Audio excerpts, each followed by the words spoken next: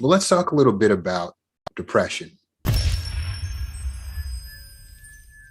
So, depression is something categorized as like a level of sadness that gets to the point where it's actually clinical.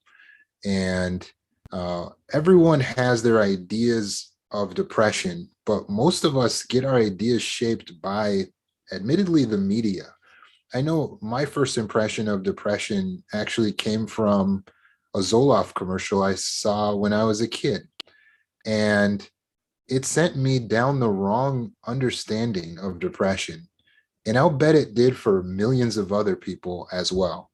So I actually went on YouTube and I found the Zoloft commercial, and I'm going to share it with you right now. You feel the weight of sadness. You may feel exhausted, hopeless, and anxious. Whatever you do, you feel lonely and don't enjoy the things you once loved. Things just don't feel like they used to. These are some symptoms of depression, a serious medical condition affecting over 20 million Americans. While the cause is unknown, depression may be related to an imbalance of natural chemicals between nerve cells in the brain. Prescription Zoloft works to correct this imbalance. You just shouldn't have to feel this way anymore. Only your The kind announcer guy says, depression is a very serious medical condition, the cause of which is unknown. And then he goes on to say, but it may be caused by a chemical imbalance. And I heard that as a kid, and I was like, oh, okay. It's a serious medical condition and the cause of which is unknown. That sounds pretty simple. And I guess you got to get this pill because you must have this chemical imbalance, and you take the pill, I suppose, and that's gonna make your chemicals balanced, I suppose, is what they're implying.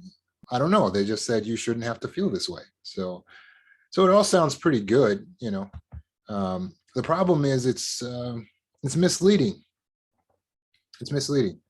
It's done that way because, well, as we can understand, these advertisers have a purpose in mind, and their purpose is to sell. doctor can diagnose depression. Excuse me, I'm having a technical issue here. But their purpose is to sell Zoloft. That's their job, right? So their objective is not to properly educate the masses, but how ironic that many of us are getting our education about this serious medical illness from commercials. And we assume they must be true. I mean, why would they put that commercial up there? But as of this moment, if you have any mystery about the cause of depression, because as they said, the cause of depression is unknown. If you have any mystery about that, I can clear that up for you right now. The cause of depression is not unknown.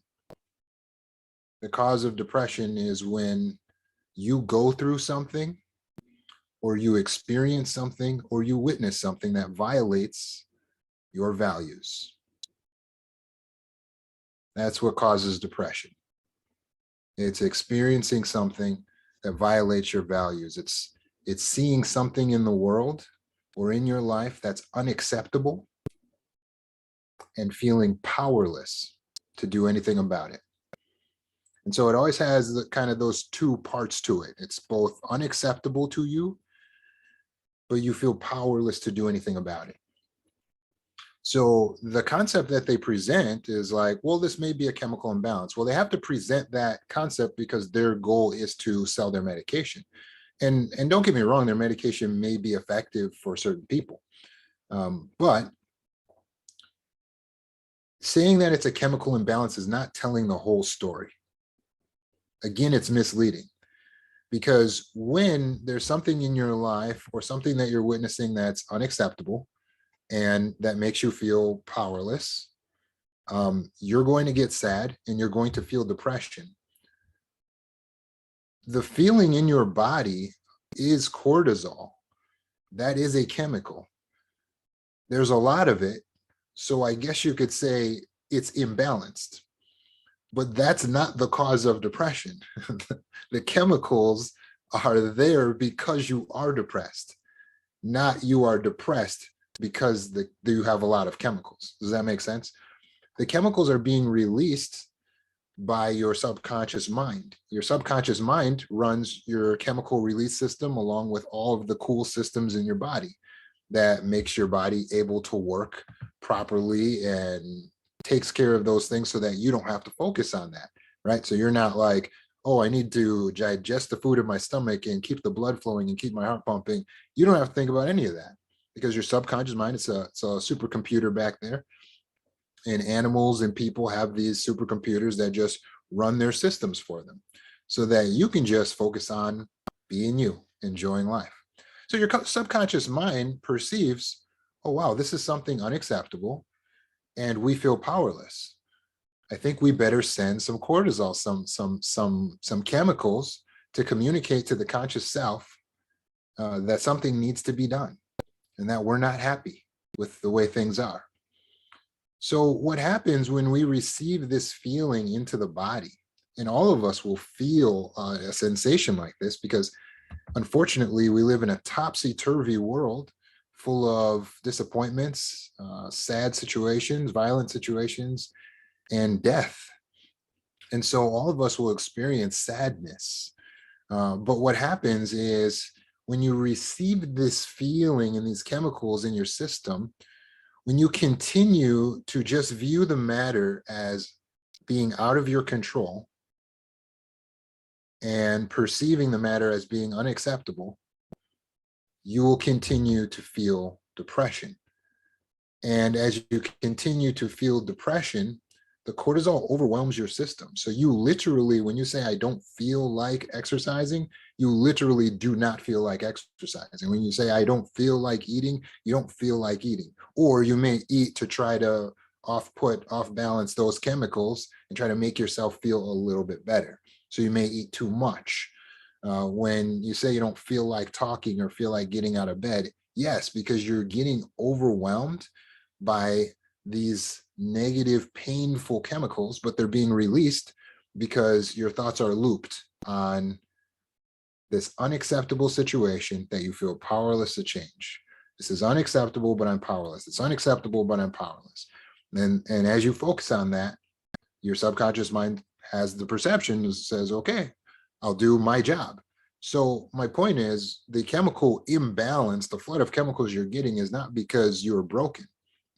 It's not because you were born with that chemical imbalance. It's not because you are defective. In fact, it's the opposite. You are actually effective. Your system is working exactly as it should. Because when your subconscious mind perceives that something is just unacceptable and you're powerless to do anything about it, it's supposed to make you feel bad. You're not supposed to feel happy when you witness unacceptable things. So the emotion that you're feeling is a communication from your automatic computer system. The maladaptive approach is to say, I feel sad, so I'm going to curl up in a ball and I'm just going to continue to feel more sad and I'm going to think more sad thoughts.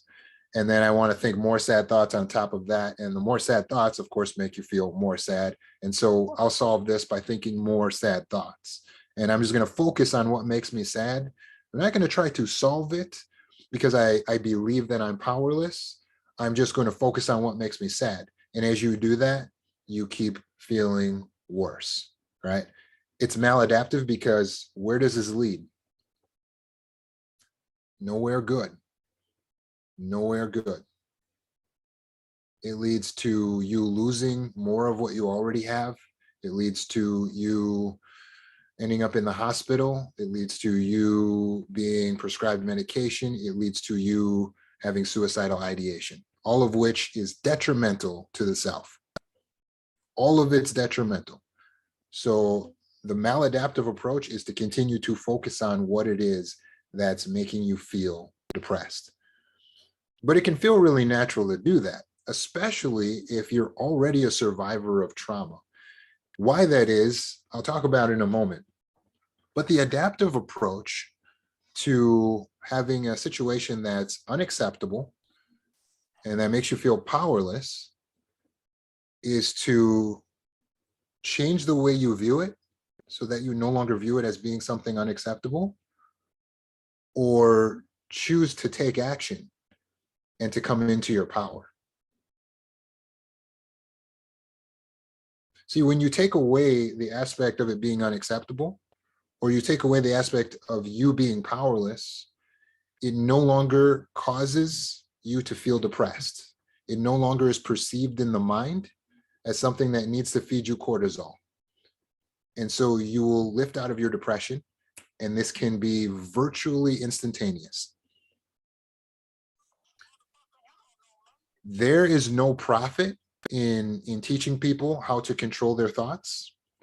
That's why you're not going to see a national Zoloft ad going out to tell people, oh, hey, look, if you change your perception of your event that you see as unacceptable, or you come into your personal power, you're going to feel better. No one can make money telling you that. It's just empowering people.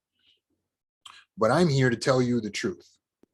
And the truth is that you are not powerless. You are empowered. So let's take some examples here. Let's imagine an example that could make some people feel depressed, such as a man who loses his wife. His wife says, you know what, you're too sad, you mope around too much. I'm leaving and I'm taking the kids with me. I don't like your attitude. And the man says, as a response, oh my God, this is terrible. Now my wife has left me, and he goes into a depression. Likely, if he goes into a depression, he has some extreme thoughts, because the extreme emotion is precipitated by the extreme thoughts. So the extreme thoughts might be, this is proof that I can never be loved. My wife will never come back. I'll never see my kids again. Very extreme thinking, right? But either way, he goes into a depression. If he views himself as powerless in this situation, well, I can do nothing now. My wife is gone. She took my kids. Well, he'll continue to spiral, and you know where this leads. Medications, prescriptions, diagnoses, hospital, and possibly worse, right? Does he get his kids back? Probably not. Is his wife going to come back? Is his wife going to feel sorry for him that he decided to mope around and feel and fall into a depression? No. When he goes on medication, is his wife going to feel sorry and come back? No. Is his wife going to come back when he goes to the hospital? No. It's unlikely. What's the point? The point is, it's a maladaptive approach, meaning it doesn't work. It doesn't work for life. The reason why we feel sad is because we're good people. He's a good guy. That's why he feels sad. If he was a jerk, he wouldn't care if he lost his wife and kids. He's a good person, so he feels the pain. But if you allow yourself to just stay stuck there in the sadness, and you never progress forward to a little bit of madness, then you're never going to come out of the situation that's causing your depression in the first place. And so the depression compounds upon itself, the situation compounds upon itself, and it doesn't have a happy ending. But what can he do? If he focuses his mind instead on what he can do, so his wife has left, she's taken the kids, and he says, you know what, I'm not totally powerless. True, I can't stop her from leaving. I can't make her give me my children back, but there's things I can do. I can hire a lawyer and fight for my rights as a father. I can make sure I change what it is that my wife has said that she doesn't like about me and why she left in the first place. So now he's going to the gym, he's taking care of his health, he's taking care of his mental health, right? And he's doing what he needs to do to change his situation. And what begins to happen as he starts thinking in terms of how he's powerful and what he can do instead of the powerlessness of his situation, what begins to happen? Well, he's feeling differently. And ultimately, even after a period of time where he may have had to been sad, his situation changes. And he has the best chance of either attracting his wife back or attracting another mate who's suitable and healthy, and being able to take care of his children because he's changed the circumstances in his life that led to him losing the children in the first place. Do you understand? So now the man is empowered. When the man is empowered, the depression goes away and the cause of their depression goes away. The cause is not unknown. He is going through something. That is why he's depressed. He is a good person and he lost something that's important to him. That is why he feels depressed. The cause is not unknown. Okay, so let's take another example. So a mother whose daughter is injured, she feels bad. Her daughter went outside to play and the daughter ends up getting hit by a car and she breaks both of her legs. Now the mother feels depressed. She feels like, I'm such a bad mom because I let my daughter get hurt. Why would anyone who's a good mom let their daughter get hurt? That's her question. And so in her mind, she says, I'm a bad mom. That thinking is extreme. Her emotions are thus extreme. And now she goes into a depression. She goes into a depression. Now, when she's in that depressed state, if she continues to focus on this idea that she's a bad mom, well, the depression is going to compound upon itself, right? But instead, if she changes her perception, instead of seeing this situation as unacceptable, she realizes that it is acceptable that mistakes may happen. It is acceptable that children may get hurt. It does not make her a bad mom. Once she realizes that what happened does not make her a bad mom, thus she no longer views the situation as being unacceptable, immediately she's lifted out of the depression. At the very moment she changes her belief, she's lifted up out of the depression. Is it that simple? Yes, it's that simple. Is it easy? For some people, yes. Some people will literally be able to just hear this talk and they'll be able to work through their issue and get themselves out. Others, not so much. They may need a little bit of help. There's nothing wrong with that. That's why therapists exist. And so we're here to help you get through that situation. But what I won't allow you to do is to be mystified or uneducated on what is really happening. Because when doctors, professionals, or drug salespeople are telling you it just comes down to a chemical imbalance, likely that's not true, especially when you can actually trace the cause of your depression to an actual situation, right? So it's very important that we realize what is really causing the depression. There's something unacceptable in our life, and we're choosing to view ourselves as powerless. Now, the reason this can be very difficult for trauma survivors is because we tend to be vulnerable when we should get mad, and we tend to get mad when we should be vulnerable. Here's what I mean by that. We tend to be vulnerable when we should get mad, as in, we lost a friend or someone betrayed us, and we should just get mad and X them out of our friend group and just unfollow them on social media. But instead we get sad and we say, oh, you know what? This means that there's something wrong with me. I'm the one, I'm the problem. And as a result, they go off into a maladaptive response, which is being sad when you should be mad. This was an opportunity to get a little mad and be like, you know what? It wasn't right for them to betray me, and to stand up for yourself. When someone is violating your boundaries, it could be like a boss at work is violating your boundaries. You can get sad and feel depressed and feel like, I don't feel like going in anymore. I don't want to work anymore. Or you can get mad and stand up for yourself.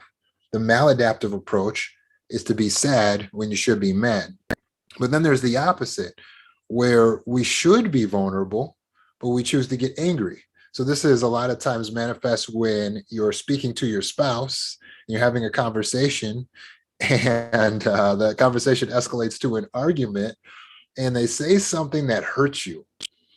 And your response is, what did you just say to me? I know you didn't just say that to me. And you get angry. But really what you should do in that situation with a loved one is get vulnerable. And so instead of going after them with all of the harshest, meanest things that you could say, or potentially physical violence, what you should do instead is just let that tear fall. Let them see that what they said hurt you. You could even say, that really hurt. Being vulnerable at the right time is more effective because that's going to get the reaction out of your mate more likely than yelling at them and calling them names. Calling them names isn't going to make them say, you know what, I'm so sorry, are you okay? No, they're going to start defending themselves, right? But showing vulnerability causes the mate to say, are you okay? I'm sorry, right? We get what we actually want. So the fact that it works means that it is adaptive. When it doesn't work, it's maladaptive. Why is it so hard for us as trauma survivors to make sure we're responding in a way that's adaptive per situation? Well, it's because your emotional system was actually used against you, was weaponized against you in your upbringing. In the time period of your complex trauma, which for most of us now is the childhood, your emotional system was weaponized against you. Your mom and dad wanted you to feel fear, so they would say things and do things to make you feel fear. They would want you to get upset. They would want you to feel hurt. They would want you to feel embarrassed. So to weaponize these feelings against you. And since these feelings got weaponized against you, you didn't learn that you could manage the feelings. You thought that the feelings are to manage you. So now you feel like when you get an overwhelming feeling, if it's sadness or madness or anger or embarrassment, it is too much. Embarrassment goes all the way to shame. Madness goes all the way to rage. Sadness goes all the way to depression. Fear goes all the way to clinical anxiety. Because you believe you cannot regulate the emotion, because the emotion is there to control you. But now that you're an adult, look around. Sometimes you gotta look at yourself in the mirror and realize, whoa, hold on. I'm not a victim anymore. I am not a kid anymore. And recognize nobody's using my emotions against me. I control my emotional state. I decide. No one else can make the decision for me as to how I will feel. Your parents may have weaponized it against you, but you don't have to stay in that state.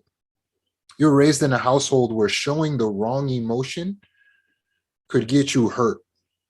So if you showed anger in your household, it may have been something where you would get punished really harshly for showing that anger. But then if you show vulnerability, it may have been something where you get laughed at, teased, mocked, and humiliated for being vulnerable.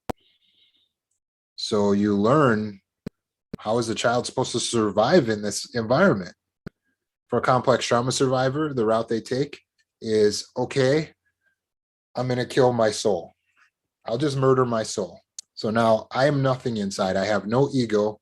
Whatever you want, I'll do. Whatever you feel, that's what's right. I am desperate for some type of love, and I will do anything for it. And so you become a master of understanding people's emotions, managing their emotions. Do you need anything? Do you need anything? You become the ultra servant. You become the people pleaser. You become the high achiever. And it's all in this effort to manage everyone and make sure everyone else is okay, because you are just dead inside.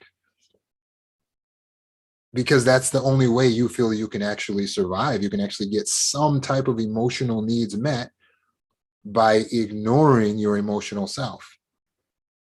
And that's ironic, isn't it? Yes. But that's why it's a maladaptive approach. And so now we must learn to pull back from all of those tendencies, recognize our power, recognize that we are adults now, that we are strong now, that we have a voice now, that we have rights now. And no one is any more valuable than we are, is any more worthwhile than we are. Every human being's got equal worth and value, man or woman, white or black, grown up or child. Everyone's got equal worth and value in this world. So that means I have equal worth and value as well. And once we can apply the way that we would care for another person to caring for ourselves, then we recognize ourselves and we can resurrect our soul. When your soul is resurrected, then you can pay attention to your emotions because you realize they're important. And when you care for your emotions, then you don't need to allow them to spiral, because the spiraling of the emotions is from the spiraling of the thoughts. And you have control over your thoughts, in that whatever pops in your head, even if it came in automatically, you can focus your mind on what you want to focus your mind on. So I can decide to say, I am not powerless in this situation. I can do something. So let's say you're depressed because you don't feel like your career is really making a difference. You can just be sad and sit on the couch and eat cookies, or you can say, I am not powerless in this situation. I can start applying for jobs or set up my own company. And in that very moment, you will no longer be depressed. You will now be determined to do what you need to do. We need to turn depression into determination. We need to turn that sadness into madness that is a determined mind state of focus to do what it is that needs to be done and not accept the circumstance that we find to be unacceptable. So instead of saying, I can't take this, we say, I won't take this. I will take action. Your depression is not uncurable.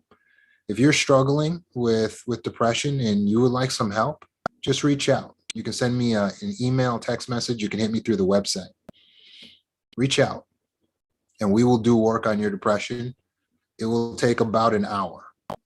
Yes, you heard me correctly. We will diminish your depression within 1 hour. And there's folks in this room here who have worked with me. We've had one session and the anxiety is gone. And I'm checking back with them through the week and they're like, yeah, I'm fine. My anxiety hasn't returned in any harsh way. So what is that? I'll tell you what that is. That's something that drug companies don't want you to learn. And I'm not anti-medication. Utilizing medication can have its benefits, but I want you to know that you're empowered and you can take action to cure your own depression, or you can work with a therapist to do so. So please reach out if you would like to do that.